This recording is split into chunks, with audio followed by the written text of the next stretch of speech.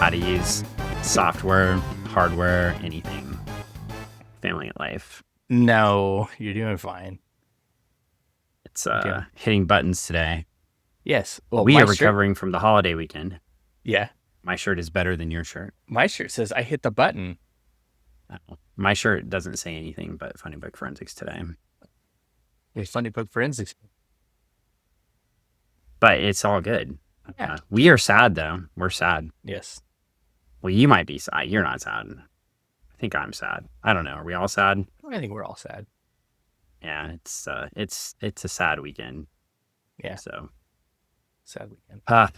the very prolific. I would have to look up Peter David's page numbers. I'm just thinking like he's got to be, from a page number standpoint, just number of pulp pages, he's got to be up there in the top 10 of all writers of all time, just for volume sake. Yeah. He did a lot of work. And unfortunately, after several health problems, he passed away this weekend. Nice man. I actually did meet him once and get his autograph. It was one of those things. I think it was the same. Wasn't it the same ECCC when I passed Chris Claremont sitting by himself with no audience, and I also passed Peter David sitting by himself with no audience, when it was like very confused and went and talked to both of them? Probably. And yeah, like later on, Chris Claremont got like a resurgence, right? So like you can't go see Claremont now without a big line. Mm-hmm. And Peter David was just sitting there, and I was reading some of the tributes to Peter David, and I think, I'm trying to remember if it was Colleen Doran. Colleen Doran wrote a really nice tribute, but one of the writers said they just saw him at a convention kind of sitting by himself too, and went over and chatted with him, and just noted, you walk by somebody without even knowing who they are.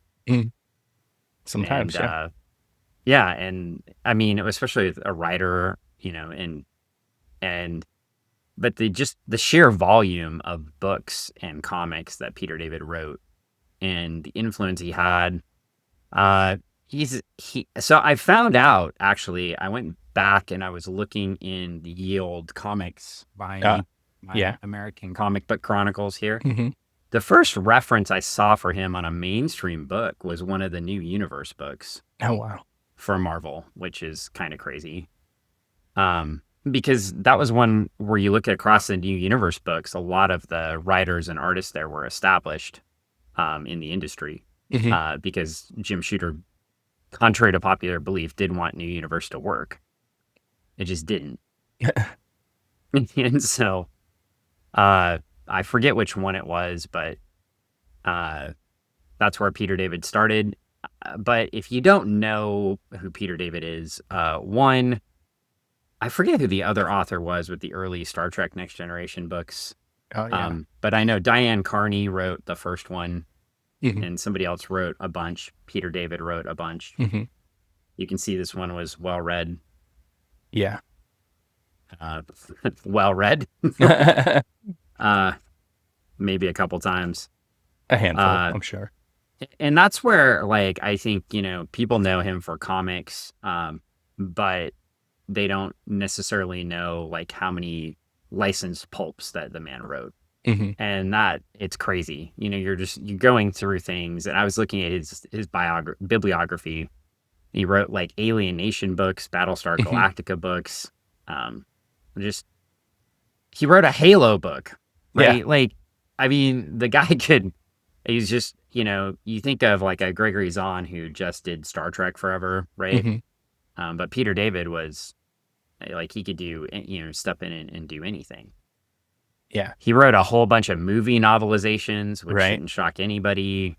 He did Return of Swamp Thing. There you go. Rocketeer. Mm-hmm. Believe it or not. Batman Forever, ? Oh. Fantastic Four, Hulk, Incredible Hulk. Did both of those. Spider-Man 2 and 3. Iron Man, Transformers, Dark of the Moon. Do you think he managed to make that story better? I would think so. I'm sure he did. Probably. Yeah. I just know, like, yeah, you just I think one of my favorite things about Peter David is, kind of like the amount of universe building he could do inside of the stories. Hmm. And, you see the characters on TV. This Hmm. is hilarious. There is a airline boarding pass in this as a marker. It's great. Is it yours? Uh, Seattle, Tacoma to Dallas, Fort Worth, Maybe. June 24th.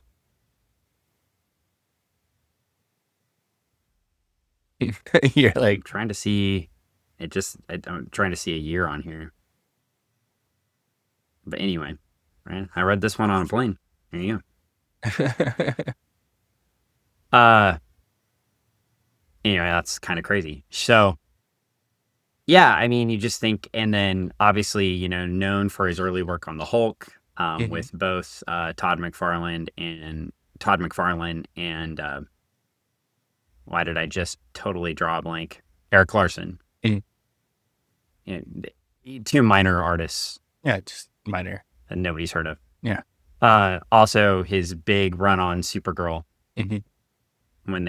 after they pretty much destroyed the character, well, they killed Supergirl and then tried to make her into a like amorphous jelly thing. And Peter David wrote them away from that and out of that.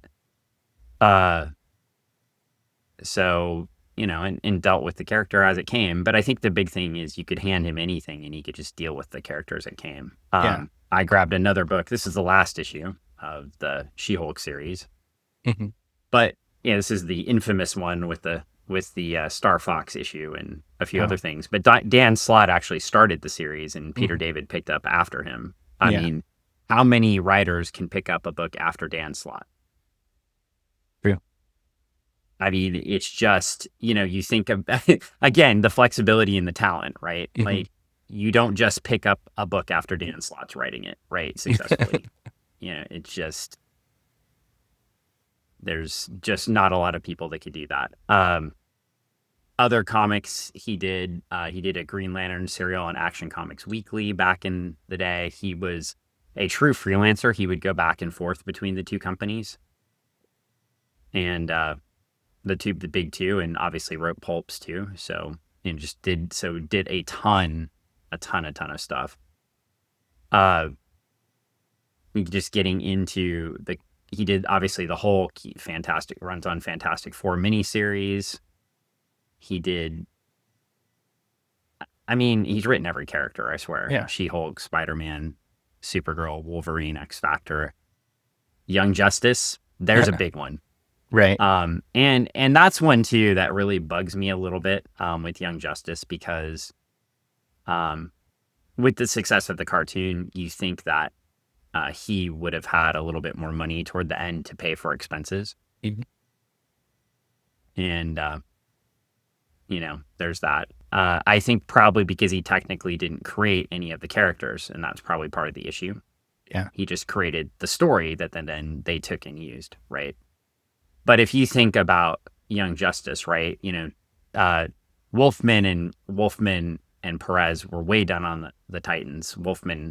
Perez was long gone. Wolfman had gone through writer's block. They basically destroyed the book. And Young Justice was the 1998. Let's see if we can have a Teen Titans again, right? Hmm. And they brought in a bunch of characters that were either in their own books or being underutilized. And pretty much had run themselves out of books, right? Robin, Superboy, Impulse. I mean, love the Impulse book, obviously, but I mean, they'd run, no pun intended, for Impulse, get it, out of their stories, and he gets a new Wonder Girl after they'd ruined Donna Troy too, and puts them in a book, and there was all sorts of people that would come in and out of the story. And anyway, he did the first few issues of that, and that takes off, right? X Factor. Maybe that's the one we'll read. I don't know. I'm going to put up a poll. I know nobody will respond. A maybe, poll. But Listeners. I don't know. Maybe a poll. I might. You know what? I'm probably not going to put up a poll. What? But listeners, You just if said you have were. something you want us to read from Peter David, we're going to review some Peter David books next. One of my favorites is X Factor that he did. if it'd be the volume 3, where Multiple Man, where Jamie Madrox relaunches the team as a private detective agency. Did you read those No, in the 2000s? but it sounds cool. It was really cool. Well, the history of again, I'm glowing about Peter David, but the ability to revive characters and take them into a different way. He did write the other original. He wrote a lot of the original X Factor too, with like Strong Guy and stuff like that. Like he did the end of that book, but when he came back to it, he put such a unique spin on the book. Yeah. And we could read the limited series he did on it, the Multiple Man limited series potentially, and then he'd do that instead of doing the book. But anyway, he takes a character. There's a lot we could do. There's a lot here. Yeah. He takes a character that do you remember the legacy virus in Mutant World? It sounds the mutant AIDS. Yes. And of course nobody could figure out how to write Multiple Man. Write Jamie Madrox, so they gave him mutant AIDS and killed him. Super not popular storyline at the time, by the way.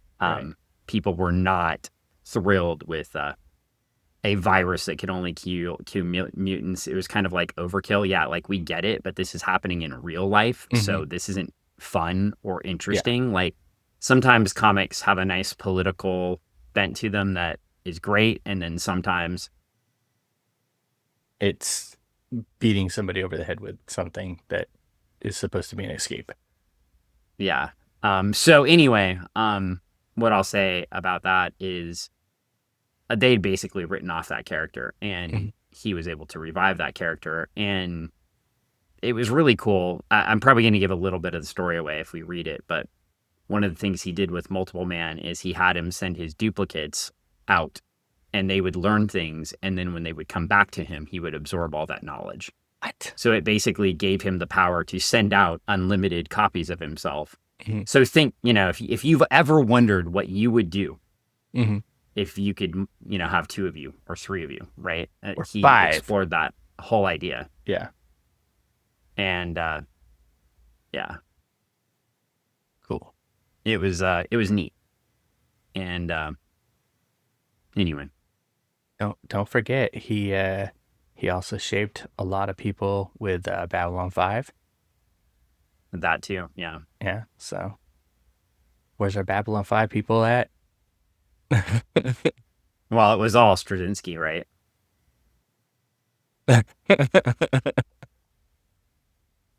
Oh, Dan. These all say based on an outline by Straczynski. And it's like, okay.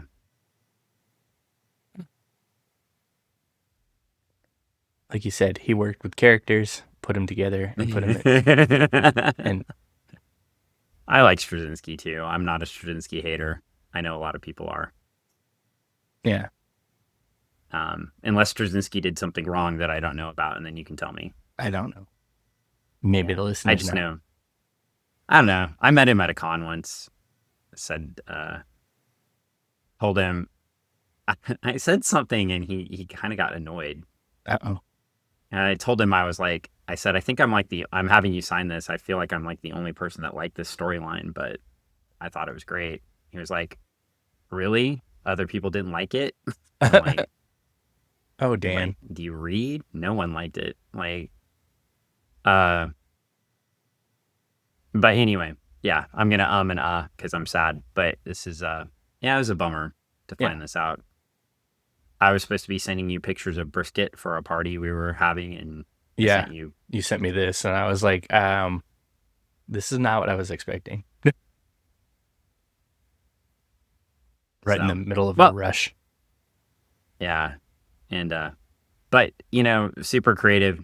Yeah. Obviously wrote so many different things. And, a wealth of stuff. Honestly, it deserved a better fate than he got, at the end. With just the sheer amount of joy he brought to other people. I wish more joy could have been brought to him at the end. Of course. But as life goes, it sometimes happens. Yeah. So I'm just looking at all these insane amount of Star Trek books that he wrote. I think he wrote like 30 pulps just in Star Trek alone. If you want something interesting that I'm probably sure you haven't watched, the movie Oblivion, he wrote that, and it's very it's sci-fi to the point where it's not um it's not breaking the like he pushes it to a point where it's almost I want to say like parody, but it's not parody. And then also there's a lot of like you can tell he took a lot of his, like comic book writing to that movie. I watched it a bunch of times when I worked at the video store because it just always seemed like a really cool space western movie. And then you Yeah. put it together that, oh, this was the person that wrote all these other things, and then you're like, okay, it makes a lot of sense. And Yeah. And you're talking the 1994 movie, not the Tom Cruise movie. Yeah. For 1994 so Oblivion. It's got the one of the characters you'll know right off by the voice is like the guy who played Biff in the Back to the Future movies. No. He's a giant like a lizard guy. So it's a really cool space western movie. It's fun. So go check it out. See, I like the fact that Peter David's IMDb photo has him wearing the Jamie Madrox logo on it. Shirt, which that just tells you who he's proud of. Yeah. It's just those are neat things. Yeah. They are. So yeah, a lot. Says him as a writer he's got 19 credits in IMDb too. That goes along with writer credit. Just writing credits. He has more credits than that, but he has 19 writer credits. On he did write 5 episodes of Young Justice, which is not surprising. Of the show, yeah. Yeah, for the show too. Lots of cartoons. 2 episodes of Babylon 5, as you noted. I'm sure contributed to more though. I imagine a lot more. So 3 episodes of X-Men. Yeah, I mean, it's just I've never seen this. Have you seen this show? What is it? Space Cases? Sounds familiar. What's the premise? Well, a group of students from a space academy, I feel like you steal ideas from this, and 2 of their teachers find themselves lost in space aboard a mysterious ship of alien origin. This sounds like something you and Travis would write. Actually, it sounds like something you, Mike, and Travis would write together, which would be the most interesting, crazy combination. Of writers? Its creators are Peter David and Bill Mumy. So is it a cartoon? That's, interesting that's also an interesting combination. No, it's live action. Oh, interesting. I've not seen it. I heard of it, so. It's a 96 to 97 TV series. Oh, looks like it was a single seasoner. Okay. Based on the look of it, it looked like a single seasoner. Was it Canadian TV? Was it Canadian TV? That is a good question. I don't know. I only ask because a lot of times, a lot of interesting things like that were like done for the Canadian Broadcasting Network, and we never got a chance to see it until later when it's like, hey. Yeah, it had 27 episodes, so it looks like 1 season. Okay. It doesn't look particularly appealing, but yeah. Well, anyway, before I trash the man's work. Jeez, Dan. You're trashing the production of the man's work, not the man's work, the production of the man's work. His work was probably upstanding, and how it was executed was a different story. Well, yeah, we'll be doing something Peter David for the next few episodes. So we'll be watching the movie Oblivion from 1994 and doing a full report to everybody. That's what I gathered. Yeah. Okay. Perfect. Yeah. Excellent. Put it to the poll. We'll do something. We're putting it to a movie podcast now. I'll probably change my mind and just pick what I want to read. I knew it, Dan. I knew it. I don't know. Like, when somebody just died and I'm sad about it, it's hard to. It's hard to pinpoint what you want to do. I get it. But And it's especially when they have like such a breadth of work, and you can't just pick one. You can't just go, oh, this is the one, because there's 15 different ones for different reasons, and that's not even that's a small sampling of the hundreds of pieces of work that he has done that I you can really, choose.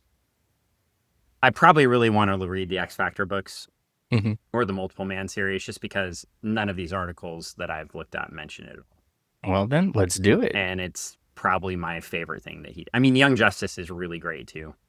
But Um, while everyone's going this way, we'll go that way. Everyone's going to talk up Young Justice, and we're going to go Multiple Man X Factor. It's yeah, I'll pick decided. something. It's decided. We're doing it, Dan. All Multiple right, we'll Man. do that. Dan, That Multiple means Man. that just means you're gonna have to navigate the Marvel app. You know what? I guess I can survive. I All hate right. it, but I'll do it just for you. It's like, uh, and it's I'll sad because I curse a actually lot. have all my comic books. I have not all of them, but I have most of my comic books in file cabinets now where I can get them. But I only Mhm. made it through S, Huh. so I'm still gonna have to dig out the long box to get those books, You which can do it. is I believe in you. annoying. But we'll figure it out. All right. Well, on to happier notes. I Yeah. guess. Oh my gosh, the Uh, best things ever. We're going to talk about, we're gonna talk about the book I didn't put in the folder for you to read. yeah. So we had Oh, to we're start going to 15 minutes talk late. about the other book, the one that I did read. No, we're not. Oh, come on. That was such a good book, Dan. I've read all those. I Yeah, thoroughly 15. enjoyed it though. I believe I've read all those issues individually. I don't know that I've read that. I don't think the podcast could contain that whole entire book in one episode. Well, I Too, definitely read it's the last too. one because So for those yeah, that don't know, Dan had provided me a giant-sized issue of Jimmy Olsen books that he were reprints. thought was the next book for the show. And I read them all, but it was like literally, was it 6 books in Yeah, there? It was 6 books. it was a giant-sized DC book. It was It was a it, reprint book, it was fantastic. I'll say and I that. was correct. I was incorrect. I said it was a filler for Jack Kirby. I think I was incorrect. It was the August book, so I think No, that was just their 100-page summer book that they throw out there for kids going camping and and it's a smart move. It's a just good, throw a bunch of reprints in there. yeah. Carry that bad boy around all over the place. Back pocket, you know. And if you read to the end, you got a Legion of Superheroes appearance Mm-hmm. in the World of the Doomed Olsens, Yeah. where Very Jimmy cool. Olsen's multiple identities come, like Turtle Olsen and Yeah. Porcupine Olsen and Fat Olsen, Elastic Lad. Last Lad, and was did they call him Fat Elastic Olsen or Lad was an Big Olsen? honorary. What do we got? We've got Wolfman, a human porcupine, a giant turtle man, Elastic Lad, who was an honorary member of the. He was a Legion of Superheroes honorary member Oh, uh, or reservist. Sorry. reservist. Yeah. Well, to be a real member of the Legion of Superheroes, you had to have power. Your own body had to make your Oh, powers. You couldn't use a drink or anything. something. Yes, and he was on a drink. Everybody, he was drinking Yeah. that drink to get elasticy. Yeah. Well, it's kind of weird how he found a drink, and Elongated Man also had a drink that and did the same. You know. I was wrong. He's an honorary member. It says so right here on the last page. Oh, okay. He honorary member. Cosmic Boy made him an honorary member. Oh, that's very nice, Cosmic Boy. Good job. Yeah. It was Cosmic Boy before he didn't wear anything, too. He was still Oh. wearing his whole suit. Before the Mike Grell. Before the I'm a star. Well, Superstar. anyway, before the bustier costume. Well, anyway, Yeah. yes. So Greg read a book, and then I was like, oh, I want you to read a different book. And to, I mean, not to make Dan feel bad, but so you all know, I honestly thought that the book we were gonna read was somewhere in those pages. I kept reading every book, thinking the book was gonna pop up. Like it's a hit. It's in here. It's one of these books. It's one of these. It's one of these ones. And I read through every single thing, and I was like, it's not here. And just as soon as I finished, I get a message from Dan. A mistake has been made. You've read the wrong Yes. book. Please read this. Well, and the sad part is you didn't even get good letters in there because you got letters from last summer's giant size issue, requesting what should go in the next giant size issue and things like that. Yeah. So there was not even any wonderful letters about Jack Kirby. There was an advertisement for Stratomatic Baseball, though. So Yeah. The Skittle baseball. Yeah. no, not No. Skittle Baseball. Oh, okay. Wow, I got like violently mad about that. He did get violently mad. Maybe there was an advertisement for both. He was not happy with it, people. The look on his face said it all. He wore his emotions so well, or not so well. I hide them well. Not that time. Woo. Well, we're actually not reading 140. We're reading 141. 141. Cover date September. Kirby says, cover date "Don't ask, August. just buy it." Yeah. Whoa, that's like, hey kids, don't even ask, just buy it. It sounds like how Keith Giffen tried to sell the Legion of Substitute Heroes special that that we read. Oh yeah, it does sound like it.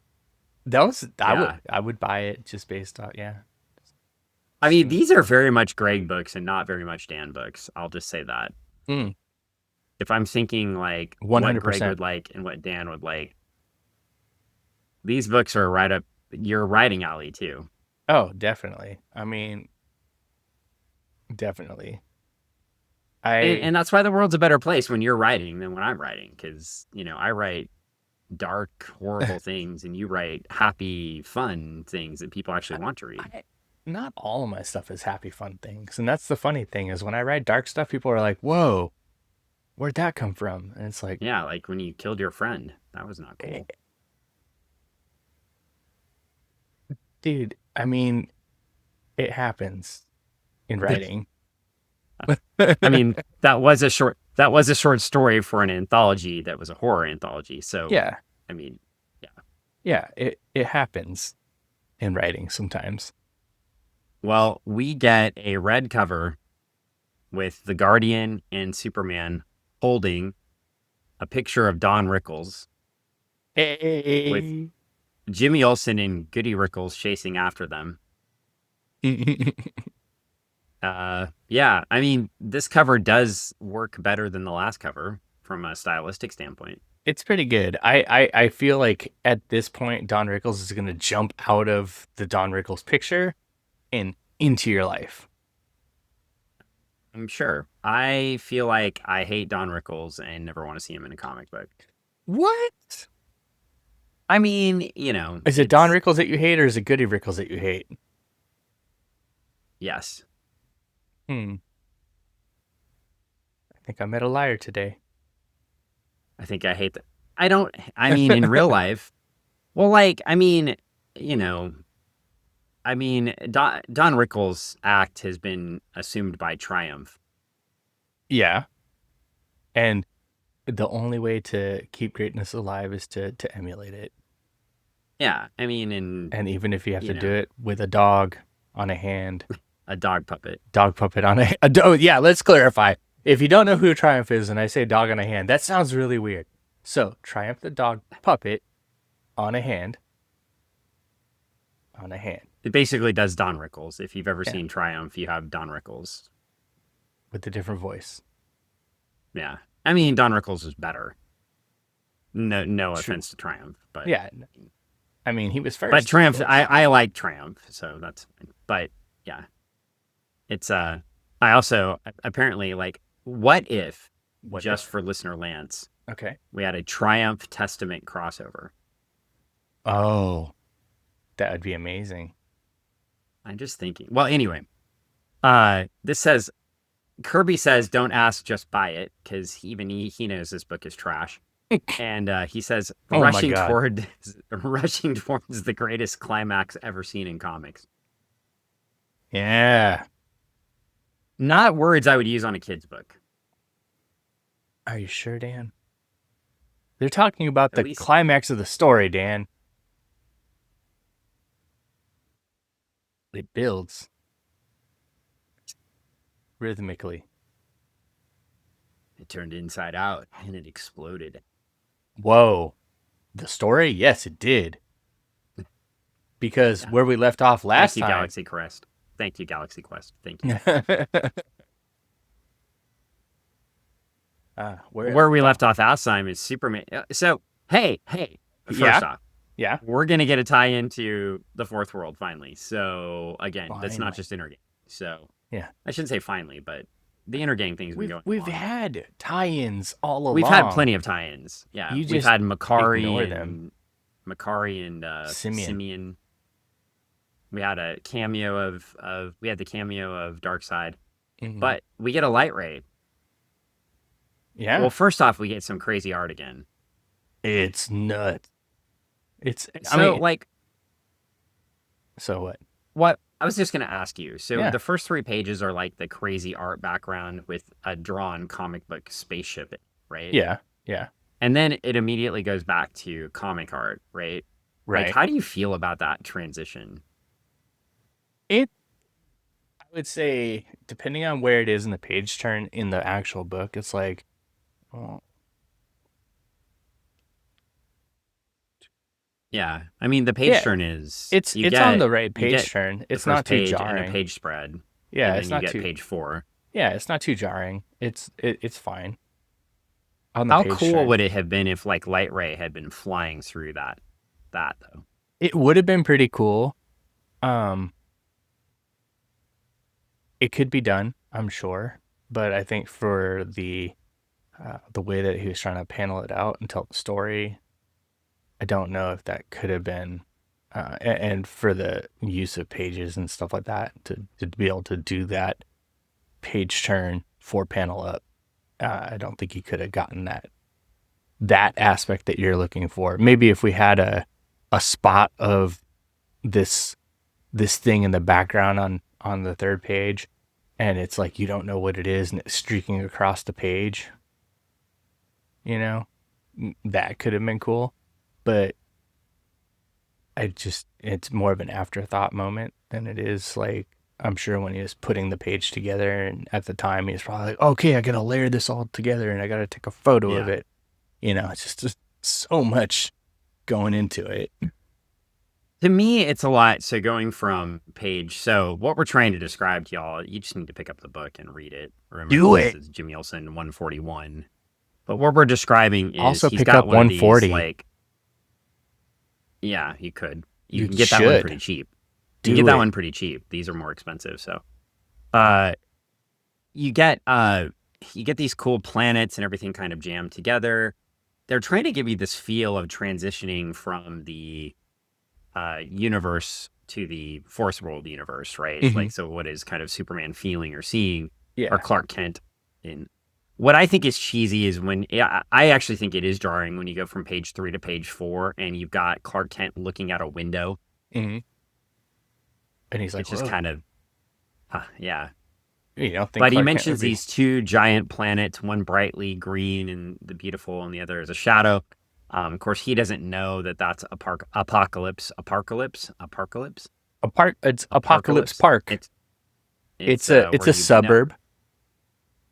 Oh, I was thinking it was just Apocalypse. It's a just sad giant parking garage planet, and that's why everybody's so sad. It is. It's where Apocalypse parks so he can get the light rail to his suburb. So you were well. Anyway, we make the observation. If you've been reading the other books, you're going to know immediately that that's New Genesis and Apocalypse. If you haven't been reading the other Fourth World books, you're going to have no idea what he's talking about. What the heck is that? Or as my grandma used to say, what the heck is that? Reference. He might pull the reference for Apocalypse, maybe not. Anyway, Light Ray's on a collision course with him. We see Light Ray. Of course, you're not going to know who Light Ray is unless you were reading New Gods, and you would know that Light Ray got lost when he was trying to help Orion and got to see all sorts of different things and is still flying through space while Orion is on Earth. It's like when I watch those Chicago shows, like Chicago Fire and the Chicago I don't watch Med those shows, but there's always these crossovers and stuff like that, and like you got the police one and the fire one and the hospital one, and then this newest one is totally got me messed up because I don't quite get how the crossover works. But Chicago Pope, I don't know how it works, but I guess there's now a Pope from Chicago that comes to all these shows, and he's like, we're gonna set things right, we're gonna do it Chicago way. And maybe that's what you see. Yeah, I was about to make a really terrible joke, so I decided not to. Yeah, see? I was about to make I was actually, the reason I froze is because sometimes I think of things to say and then I try to go to like number 5 and 6, but like number 1 through 10 were inappropriate. So, I was going to say something like, which show has the most kids on it? And that's the one the Pope would go to first. Oh. Do you see why I didn't say that? The hospital one. Oh, jeez. Okay, yeah. See? I thought, is there a police one? Yeah, there's a police one. That's where he goes after the hospital one. Yeah, of course. But then doesn't. Well, anyway. You know what? It's for all the reports say this new Pope guy is could be kind of cool. So could be good. Could be good for what's going on. So, but Chicago way. We turn the page here and back out of Chicago Fire PD Rescue 911. Is Lieutenant Dangle? Does he show up in a crossover? I wish. I really wish. I honestly, I would die if there was a crossover where there was it's like all of a sudden you got like Reno 911 characters popping into like these police procedurals that are like reality based, and it's like, oh, what the hell? Well, I'm on vacation. Well, we get a page turn that's jarring, and that's only the beginning, friends, because it's only a part of the incredible event materializing back on Earth with the most mismatched companions in peril ever drawn together by scheming fate. Jimmy Olsen, the Golden Guardian. Now he's the Golden Guardian? He's the Golden Guardian. Look-alike you'll never forget. Goody Rickles. Goody. I will never forget him. That's the sad part. Follow them to a blazing climax, which answers the burning question. Chicago Fire. Now, if there's a climax and it's burning, you should really get that checked out. Chicago Med. That's definitely Chicago Med. You gotta go to the hospital for that one. But then you probably gotta get Chicago. You probably gotta go get Metropolis PD involved because you gotta go and reach out to all the people, and they have the best way to do that with their. Okay. Well, the real Don Rickles panic is the title of this book in question mark, exclamation point, question mark. Whoa. And we get the Guardian looking at us in his Guardian best here. Would you I'll save it for later. Really? We don't have a lot later. I mean, we're already 40 minutes in. And no, I'll save it for when it actually occurs. Skittleball is here. See? I knew Skittleball was somewhere. Well, Skittleball is not nearly as cool as Stratomatic Baseball. I know. Skittleball was always cool, like, if you were the one throwing the ball. If you're throwing the ball, but if you're, like, on the other side of it and you weren't paying attention and the ball hit you in the face, bad news. I think we should have a mashup between Skittle Baseball and lawn darts, yard darts. No. Yeah. No. That'd be, it puts you in the same vein as our heroes here who have the, how does Goody Rickles say it? The pyroglucamora? Guacamora? Is he trying to say guacamole? I don't know. He ate some guacamole and now his tummy's on fire. It's too hot. Yeah, they also have the pyrogranulate in it. So surely all three of them will die by the end of this issue. Human My hope is fireballs. that Goody Rickles dies very quickly and we never hear from him again. Wah, wah, wah. How's that a want, want, want? I'm very serious. I mean, I like Goody Rickles. I think he's kind of funny.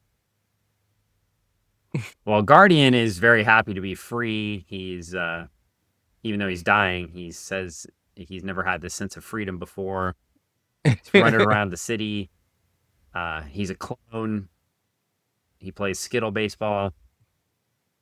By himself, because he's puts a shield up on one side and he just throws that thing and he's like bing bing Throws it bing at the bing shield. bing. Yeah. And He's like bounding all over the city. he is. Atop He's very the roofs. Spidey-like. Yeah. He's very Spidey-like. Or Daredevilish, if I dare say. Or Daredevilish, yeah. I think he's more Spidey-like. More Spidey-like? Okay. Spidey-like. Fair. Maybe he's more, I don't know, maybe he's stretchy. I don't think he's stretchy. He's looking fantastic. He's looking fantastic, but I don't think he's stretchy. He is looking kind of fantastic, though. He is. You know what he's looking? What? He's looking like Captain Fantastic. Ah. Okay. And next, on the next page, that's where the new crossover starts. On page 8, we get Don Rickles. Yeah. Real And Don Rickles. Did you know, in this book, unadvertised, we also get Unadvertised. Captain Fantastic. I did not know. Yeah. And so Elton John makes an appearance, too. Pretty fantastic. He's right there in the background. Do you see him? I'm looking. Which panel are you seeing him in? Top? See the guy with the blue suit and the white black hair there? Oh, okay. Yeah, I can see that. Yeah. He's Yeah. right there. It's just because he wasn't well known yet, so he didn't I get see. top billing. Yeah. Yeah. Well, anyway, we get back to it's not the Daily Planet, it's the Galaxy Broadcasting System. And Don Rickles, the real one, has made an appearance, and he gets absolutely mobbed by everybody. He is mobbed on. Everybody wants his autograph. They're wanting to touch him and tear off his clothes. It's kind of obscene. Yeah, and we get such really great jokes. He says, "Gonna see the chief, Don?" And he says, "Relax, you cockamanies. You're liberated. The Nazis are gone. That's right. I just saw General Patton grab von Rundstedt." Sadly, Don didn't know this, but his joke would not land quite well in 2025 as they've returned. Oh. Oh. What? You can make Yeah. terrible. You can make. I can't make a terrible joke. Yeah, well, I mean, yeah, we just... hey, the Grizzlies are free. Oh my. Oh yeah. not know this? Oh no, I saw Yeah. I saw the news of my grandma today, and I was like, wait. Didn't they do some bad stuff? Yeah. Yeah, they did Couple really bad stuff, but their fellow Yeah, property, yeah, they're mortgage people. He loves mortgage they're people. mortgage people. They had a TV show, and they They defrauded defrauded banks lots of people. and people for millions of dollars. So that must make them okay. Yeah. Well, they know best. No. I didn't even get a noisemaker for that one. You just got me making noise. But sure, if you want something. No, that's okay. I'll just go with the Rickles jokes again. This woman comes up and grabs him and says, "Oh, insult me, Don. Say anything, a sentence, a word." And he says, "Okay, hernia. Get off me, you runaway locomotive. Go out and sit on the Chicago Bears." Wow. Uh, Body shaming, Rickles. Jeez. also, is that saying what I think he's telling her to do? How'd that make it past the Comics Code Authority? I think he's saying that she's a large woman, and Oh, I thought he was telling her to go sleep with the Bears. no, I think he's saying she's a large woman, and she should go sit on the Bears. She should go join the... Oh, he Yeah. wants her to be on the Chicago Bears. Yeah. Okay, well, anyway, Morgan Edge comes in and everybody scatters and Don Rickles it on the ground, and now he's really unhappy. He's like Messed up looking. Yeah. And he says, savages, another one that holds up really well in Oh, very well. 2025. Yeah. Yeah. I'll send you 30 pounds of raw meat tomorrow morning, and may the gods rain on your memos. Mm-hmm. Oh, Rickles. Do you ever think that Jack Kirby should stick to writing really good comics and not jokes Yes. when you were reading this issue? Yes. Very much And then he so. meets the secretary, who I've already forgotten her name. Oh, it's Miss Conway. That's right, Miss Oh, okay, Conway. Miss Conway. And he says, "You're great, honey." Do you know Mm. how much I hate it? That phrase right there. Yeah. Yeah. I've told the story on the podcast about the softball coach, right?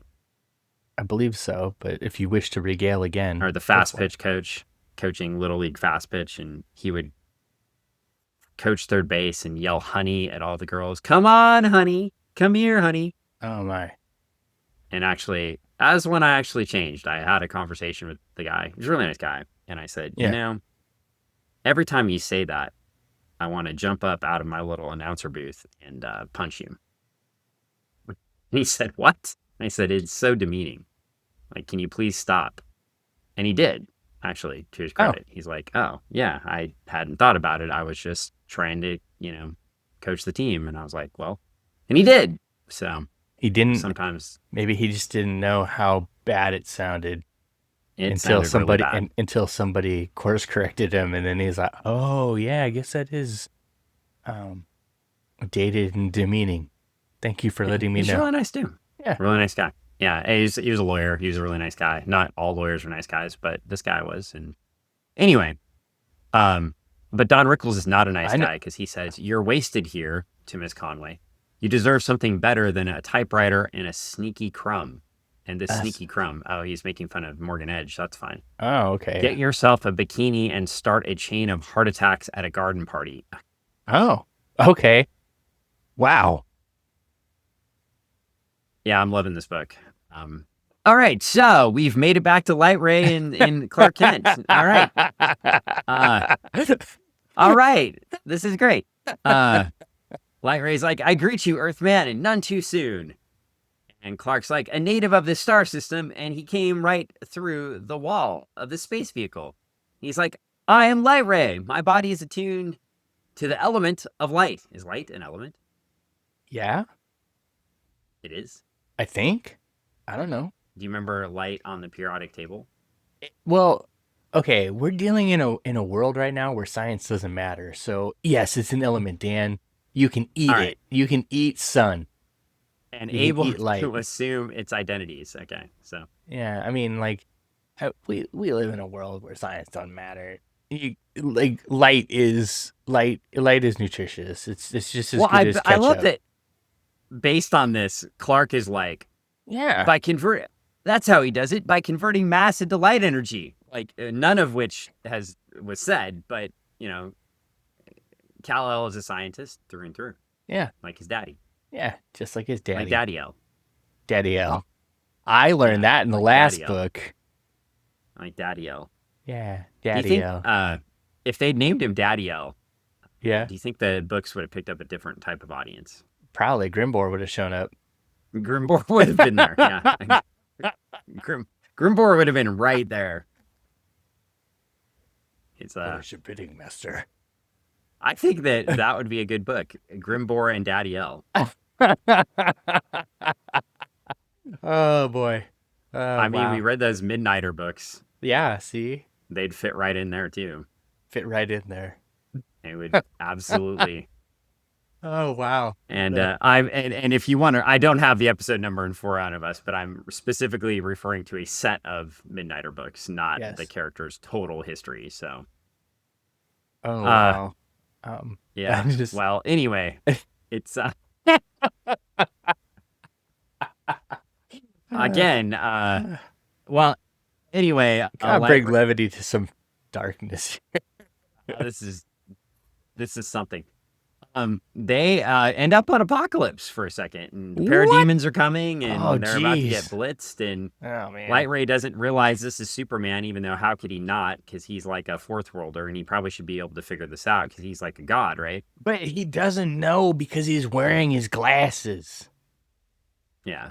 Well, anyway, Clark recalls meeting the Forever People, and he Forever gets brought ago. back, and we see some parademons. Is this the first parademon sighting, or did they show up in Mr. Miracle when he was on the planet You know, on Apocalypse? at I least think for they showed me, up there, didn't they? this is the first parademon sighting in that. In But this, in yeah, but this, I'm of reading the course, omnibus, right? but I think were the pyramid because when he was going to see Granny Goodness. yeah, they might have shown up in that. Parademons, though, parademons are a big deal. I mean, they're They like the are. inner gang thugs of Apocalypse. Yeah, They're the of ones that course. you put on the HeroClix board for 10 points, right? Yeah, because they just show up and they wreck shop for a while until and you just got like there's 20 of them and just like these guys again. I Well, almost brought my Goody HeroClix share Rickles, house, but I didn't. you should have. We could have played HeroClix. Nah. Maybe that would have kept people around. It would They'd have been like, "Oh, what's gonna happen next? This is exciting." got the anti-monitor out. Oh no. Well, uh, Goody and Jimmy are on a subway. I believe so. Not eating a Subway, just on a Subway. Although, I mean, I don't think after they ate the food that Manheim Steamroller fed them, they'd want to eat anymore. Yeah. No. Well, they're on fire, so. They're on fire. Well, anyway, everybody is on the subway is as annoyed with Goody as I am. Uh-huh. And he's insulting people, and they're insulting Left and him, and he right. starts to light on fire. Uh-huh. And then as he lights on fire, everybody starts laughing. He's like, I'm dying. Yeah, and they're like, yay! Yay. And unfortunately, he's Please still die. living as the Guardian jumps onto the giant motorhome. I thought it was a of Inner Gang. Wienermobile. No, It's we not- met this last issue. This is it's Inner not- Gang's motorhome. Wienermobile. Remember, They're Wienermobile. they couldn't get their own building. Wienermobile. They're not a good enough gang yet. They're not a good enough gang, so they stole the Wienermobile. Got it. Now, over in the New Gods right now, Mm-hmm. Orion has infiltrated another Wienermobile? part of Inner Gang and went to their giant mansion. So no. there is parts of Inner Gang that is a little bit inconsistent. There's parts of Inner Gang that are rich, and there are parts of Inner Gang not doing so well. Stratifications. These are the low-level Inner Gangers. Well, yeah. No, I mean, you have your Morgan Edges of the world, and yeah, there's levels, man. It's just like Amway. You gotta sell to get, and then you gotta bring people in to get them to sell for you. And then one once they ugly can Mannheim here, known as Ugly, yeah, because they keep calling him that. Maybe he just doesn't have that power. He's just ugly. Oh, his power He's is Ugly Mannheim. Yeah. Oh, sorry. I was gonna say his he power looks like is being ugly. What were the precursors to the Green Goblin, the gang, The Green Goblin gang. infiltrators, the intimidators, Was it in Spider-Man? I think it was Infiltrators. The infiltrators. I think it was. This is one I Infiltrators. gotta look up. Yeah, I think it was Infiltrators. I don't think it was infiltrators. Is it Intimidators? It was an I. Pretty sure. It was an I, and we're gonna guess every I word except the right one. Oh, Intimidators. Hang on. No, that's the Intergangers. Chameleon Strikes. Was it Intergangers? They weren't the Intergangers. Were they the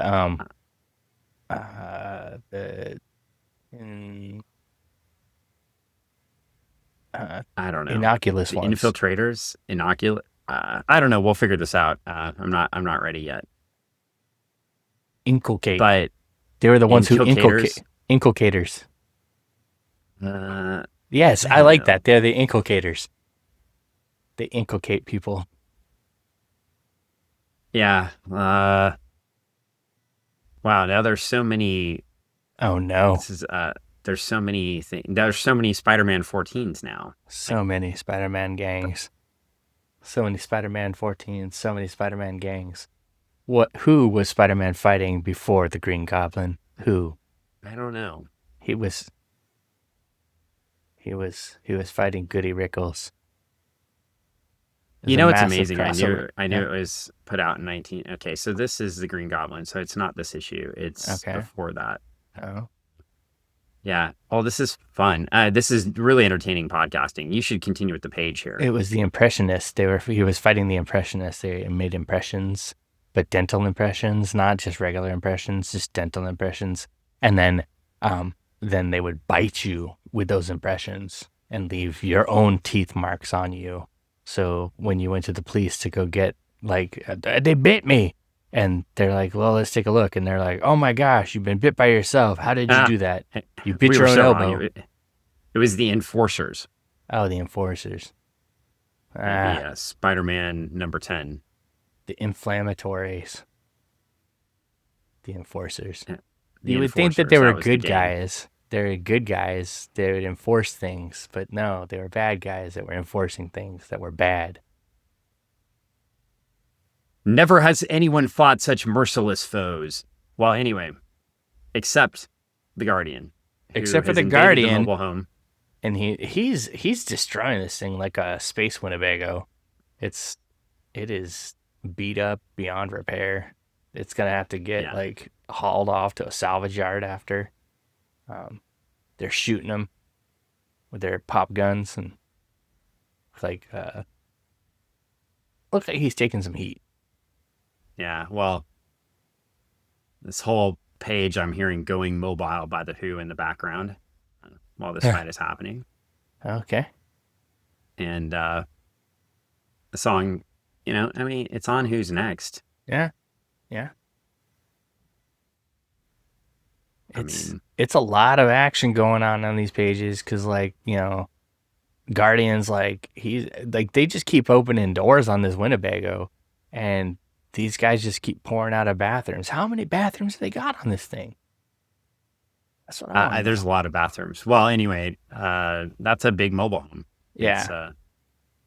And well, they're we like, flip. you're not going to get what you want. Get them.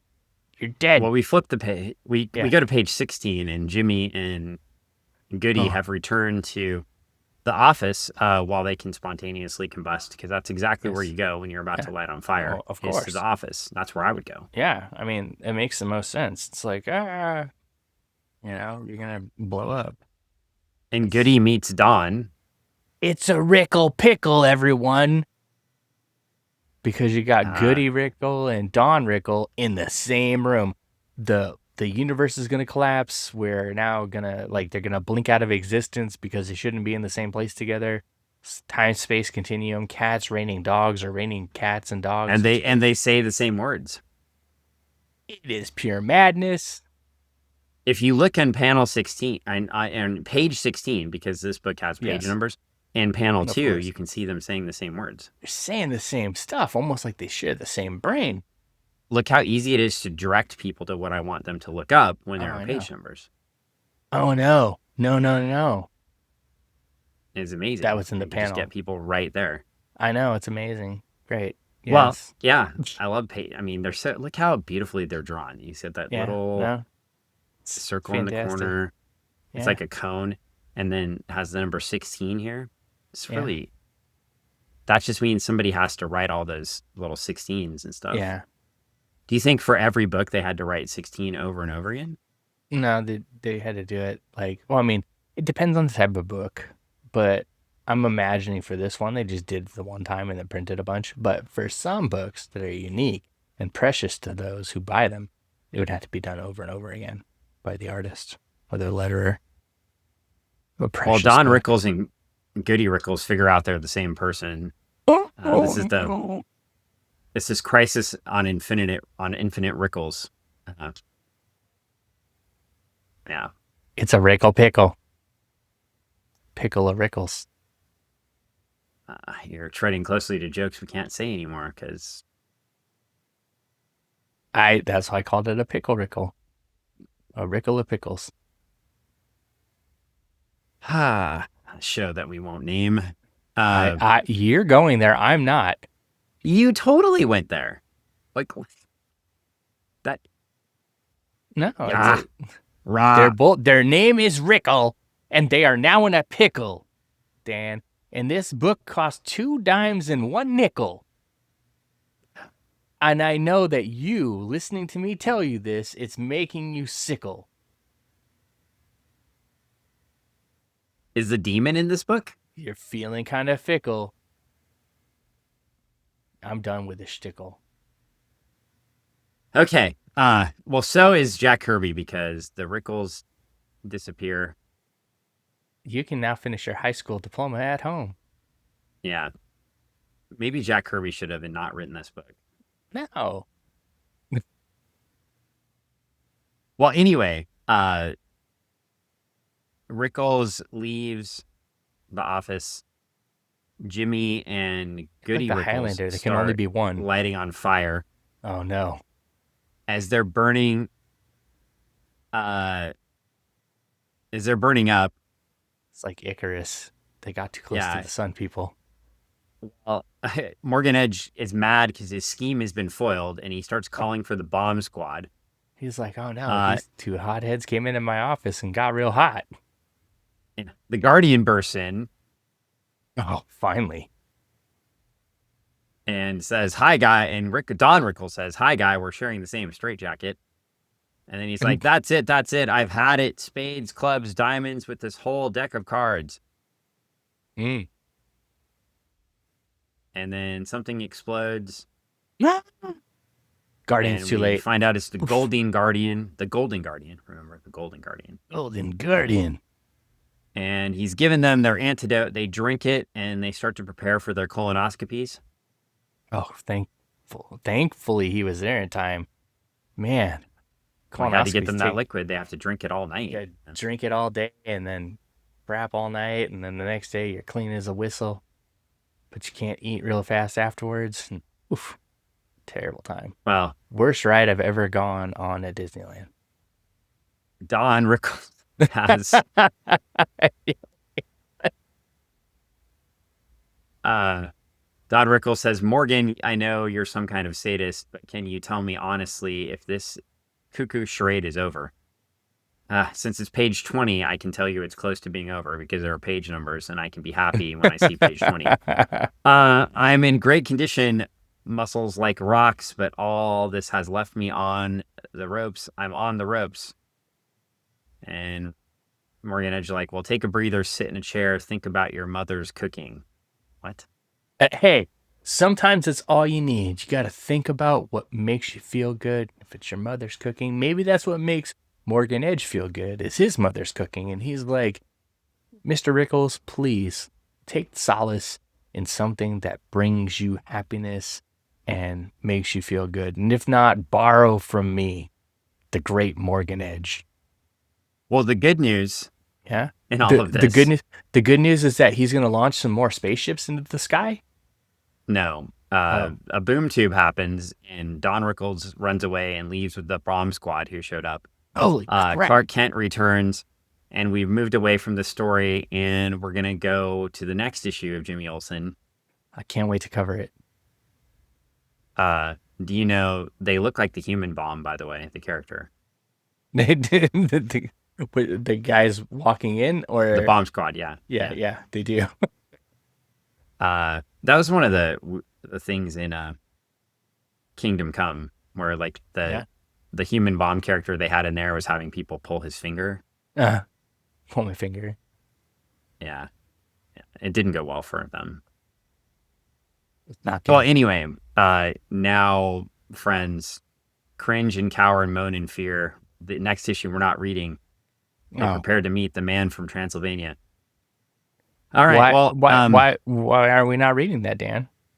Because we're moving on to other things. But it sounds so cool. It sounds so. Well, I'm gonna read it because I'm gonna read it in the Jack Kirby Omnibus, the Fourth World Omnibus, and I'm gonna keep reading that. Probably. We're not gonna read it. We're not gonna read it with the listeners. Listeners, you're on your own. Why didn't we pick one of the other things in the Omnibus? Why did I pick this again? Why did you pick these two books? Because you didn't know whole Jack Kirby, this whole Jimmy Olsen run. Because you thought it was everything else I'm reading is amazinger. Amazinger. Well, we can come back to one of these amazinger stories and read one of those if you want to at another time because they are amazing. Well, we flip the page and we get the letter column. Oh, yeah. Dan's favorite. Dan, did you write a letter this time? I have letters. I have letters. I have lots. No, I did not. Because Maybe actually. Let's find out. Usually there's a writer who's written into Jimmy Olsen's pen pals, and they surprisingly feel like the letter was written by Dan. Well, dear editor, why not bring Jimmy Olsen out monthly, like Superman and Apple? Nope, nope. That's not mine. That would be me. Okay. Dear Jack, I bought Jimmy Olsen 137, and the current menace is presenting itself nicely. While it is rather difficult to evaluate one chapter of this extended plot, I think I can safely say that there has not been one iota of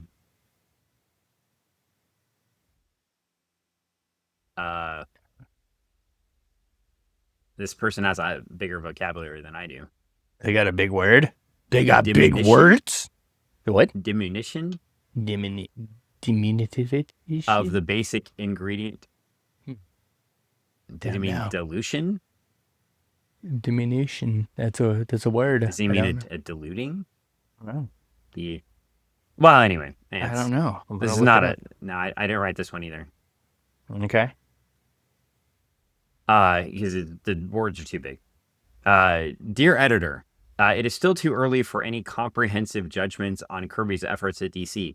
Only time enough for... Oh, you would have written this one because it's a reduction of size, extent, or importance of something. His story is not important and is diminutive. So it's in that word family. That makes sense. Yeah. Only time enough for... I'm on the next letter.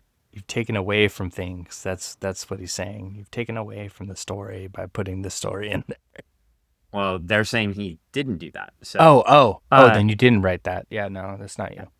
All right, so we're back to the next letter again. Okay. It is still too early for any comprehensive judgments on Kirby's efforts for eddies to form. Oh, yeah, around one ankles. Wow. Okay. Oh. Growing in strength until one is irresistibly swept into the rich domain of a creative mind. Who are these people? Why didn't they become writers? They probably are. What is already obvious is that we are being offered a tour de force allegory, drama, adventure, speculation, modern myth on a grand scale, possibly Kirby's magnum opus. What the fuck? Who writes that? I don't know. Like Randy Heitschu? Of Goleta, California. Well, Randy, you suck.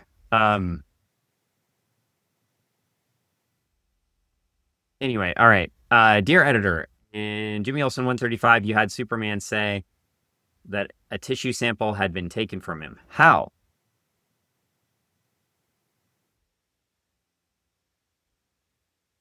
I said with the kryptonite laser. Okay. Mark Eviter and Steve Sherman write something. Hey, we got them in the Jack Kirby book. That's cool. They wrote a whole thing about the Newsboy Legion returning. And then we get, the best thing in the whole book. Kirby's the name and comics is my game. We get Jack Kirby drawing himself here, I think. Mm. Oh, he's drawing himself in the book. Yeah. And, yeah. I think the best part, though, is... backup story, but I'm not gonna read it. Why not? It's the best. I didn't read it. We get to know the Guardian and how he became. I didn't ask you to read that. Oh, okay. But I did. I'll tell you what. If you buy me a copy of Star Spangled Comics #7, yeah, I'll read it. I'll read this with you. Okay. I won't. You can go check the price on that one. I was gonna say I won't because it's too much fun. I think you have the money. Don't lie to the people. It's too much, Dan.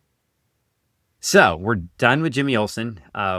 What's your overall thoughts here? I had a good time reading these books. I liked them. I thought Jack Kirby's world building, even if it was just taking this stuff that was known, a known storyline with known characters to build out these other things to make branches and like I'd say like branches for them to hang on, like with their little monkey paws and to crawl out onto to get over to the other stories, or if it was a waterway, if you will, for them to go down and get to the other with the stories. whiz wagon, Yeah, like the whiz wagon. That I the really felt, Fantastic yeah, wagon. the Fantastic wagon. I really felt that this gave him the ability to create that other stuff that he came up with that you do like, by using this as that stepping stone. Uh, these stories are, for the most part, fun. They're geared towards a probably younger audience in the sense of like, um, Yeah, like the cloning and well, the no, sex but references and the Don Rickles jokes. Very, very younger audience. yeah, like in their mid 20s and stuff like that. Young people, the young people that like to read comics. But it's definitely not geared toward a traditional comic age Yeah, audience that would have been yeah, it's reading not. Jimmy It's Olsen not. before this book. Yeah, it's to the people who grew up with the Jimmy Olsen books that are a little bit older, and they're like, oh, For all I the like, 14-year-olds writing the word diminution in their yeah, letters. yeah. No, it's to the college kids that grew up with the Jimmy Olsen books that are now in college that are like, oh yeah, yearn for something that reminds me of my youth. Oh, a Jimmy Olsen book written by Jack Kirby. Let's read that. And then they're like, what else did he write? And then they're like, oh wow, and they start jumping into all this other stuff, New Gods and other things, and they're like, wow, this is really blowing my mind, flipping my wig, you know, and their mind is expanded, and now they're in a boom tube, and they don't know where to stop. I mean, the writers and artists sure love this. I mean, Yeah. Intergang lasts forever. Morgan Edge lasts forever. Yeah. You get Double X, the Guardian less so, but the Guardian does stick around and keep showing up. You get the Cadmus Project, which it eventually becomes, stays around in Superman comics. I mean, a lot of this sticks around. So far, I think it was pretty poorly executed, but it's the creative comments, Mhm. the creative content that sticks around. So, I think Jack holds to his own statements of like, creating something new, right? Like, Mhm. you don't want to be Jack Kirby. You don't want to be like Jack Kirby. You want to be your own person. And in this Right. case, I think some of the art was really neat. Obviously, it's Jack Kirby drawing, so a lot of the art was really neat. Mhm. I do think I did not like the Newsboy Legion at all. I found Flippa to almost be a racist caricature in a way. Well, I think you're not too wrong. But Yeah, it's I mean, I think we could have done better there. And you're balancing like the introduction of a race into comics and expanding it. So on one hand, I'm like, good job, Jack. You didn't just stick with the white kids on the corner from your original comic books, but then, you could have executed that a lot better. Mhm. The Guardian needs a new uniform. I think I mentioned that. Like, I Mhm. need some sort of update right now. He's just like either the So precursor to Captain America or yeah. he's like blue and yellow Captain America. It's Okay. kind of cheesy. So what I'm hearing is if DC comes and taps me to do something, I'm to take on a new version of the Guardian and the Newsboy Legion for you. No. That's what I hear. I hear the gauntlet being don't. thrown down. I don't want any of those. So I mean, the Guardian they've already done on TV. They made Jimmy Olsen the Guardian and Supergirl.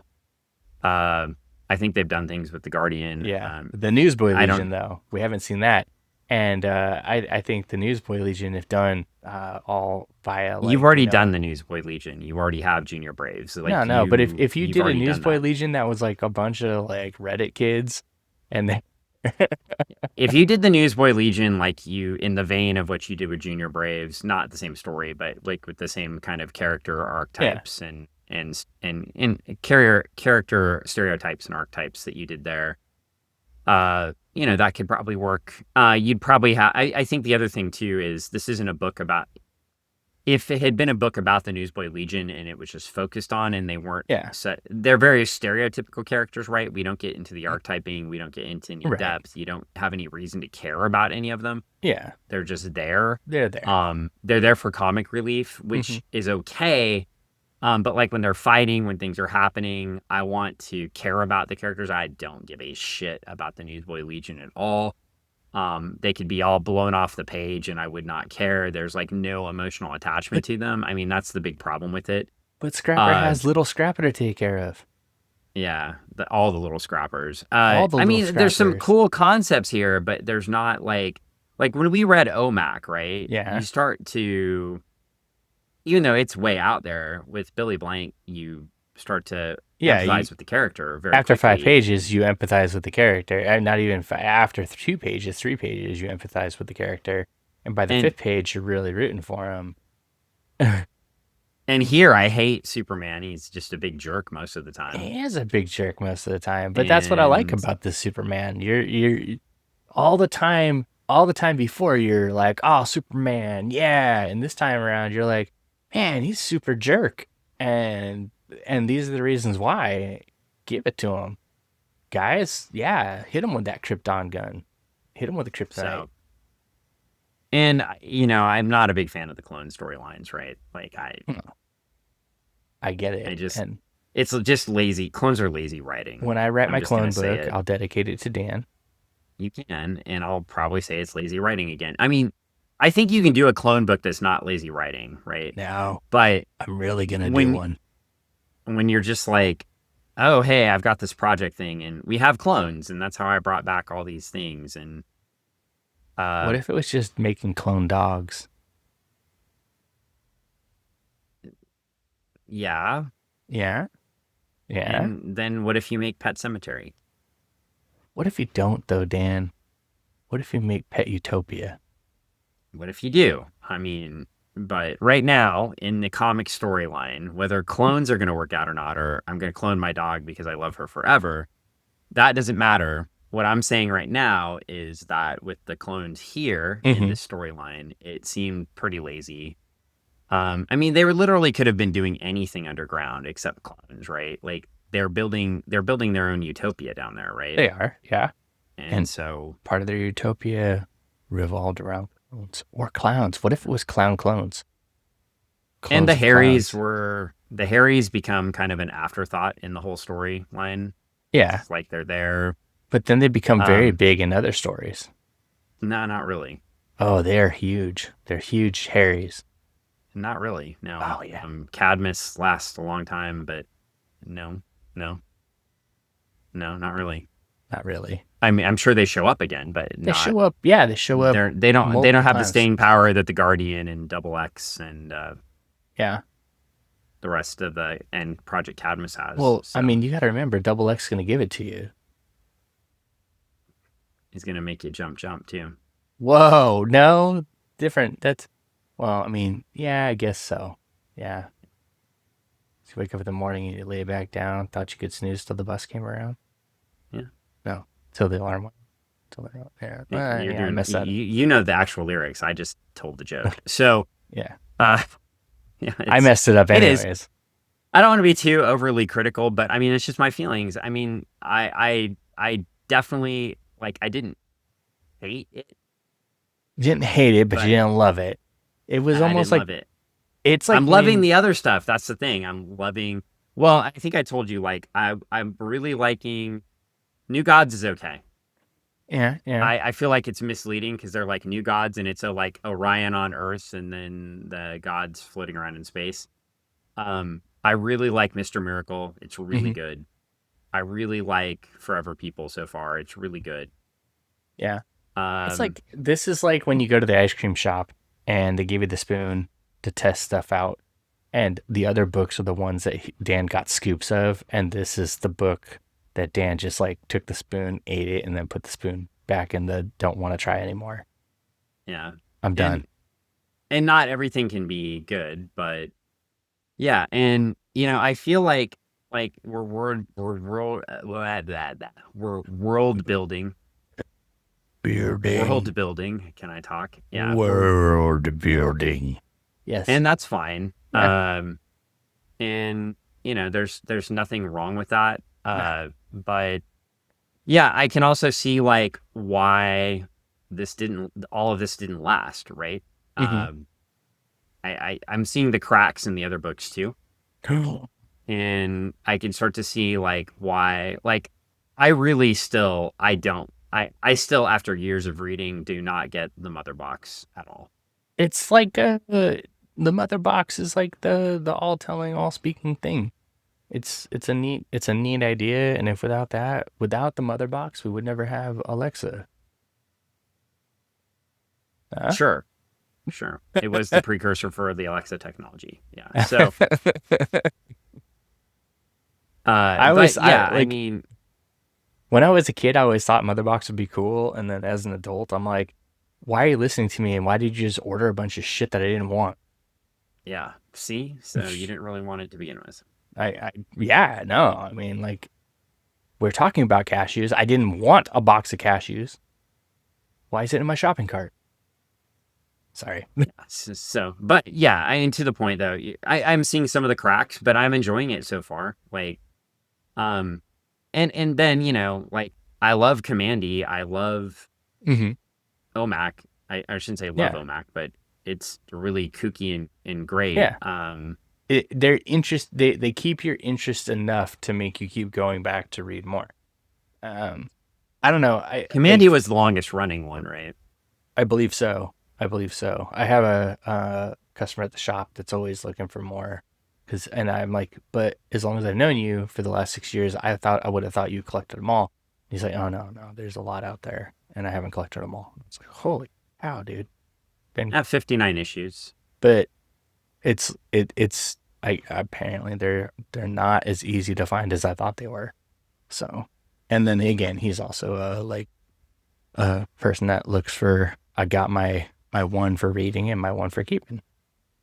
So Well, and the other thing, I mean, the Commandy initial cover is just a complete ripoff of Planet of the Apes. So yeah, it's and it's what's not to timely. like?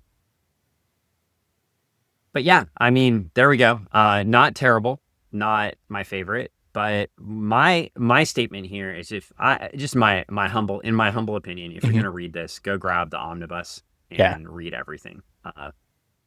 Grab just the don't Jack read it Kirby in bed. Omnibus Volume One or Fourth World Omnibus Volume One. I Hmm. think grab the Jack Kirby Omnibus would be hilarious. Like, that would be Because well that as big as my house. well Yeah. that's I was gonna say that's like multiple books because that is multiple books. But yeah, that's what I would do. I get that. I get the Fourth World Omnibus and read that and read everything. And I would say the Jimmy Olsen stuff is better when you're reading everything. Hmm. I think in a vacuum, Yeah, but if you're gonna read it, like Dan's saying, and his suggestion is, to read, you know, to read it all, together, uh, so it like dovetails off each other. But at the same point, for somebody that's like, like how much should I read at a time? Read what you want, but also parcel it out. It's a lot of stuff to read. There's a lot of well, I'm like book there. 450 pages into the It's a omnibus lot. now. It's so much book. So much So, book. but we should be reading. And I've been Yeah, reading a lot more because I have access to most of my books now, which is fantastic. it's amazing. Uh, and could pull out the She-Hulk book in honor of Peter David right Yeah, away. you Right knew now. where it was in the S's. So, in the S's, or based on the book cover I just gave you, maybe it should be in the A's. Oh, Oh, yeah, wow. yeah.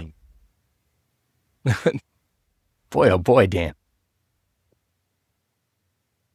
I can't hear you now. Well, Okay, now I can. no, we're wrapping up the podcast. The dogs are barking. The dogs are here. It is amazing to podcast with big barks, but Big barks. I think that's just Juliet telling us we need to stop. So, Yeah. all right. Well, we're done.